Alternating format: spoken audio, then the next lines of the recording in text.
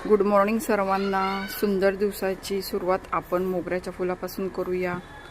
मोगऱ्याच्या झाडांना फुलं किती आली आहेत बघा।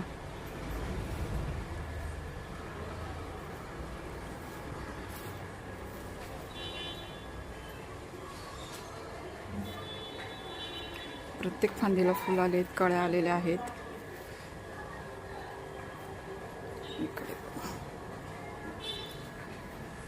मोगऱ्याचा वास खूप सुंदर येतोय।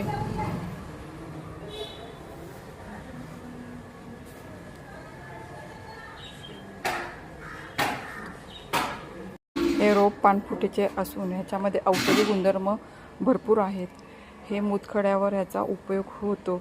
हे पान जर ज्यांना मुतखडा झाला आहे त्यांनी 21 दिवस मिठाच्या पाण्याने धुवून आमोशेपोटी जर खाल्लं तर त्यांचा मुतखड्याचा त्रास पूर्णपणे कमी होतो।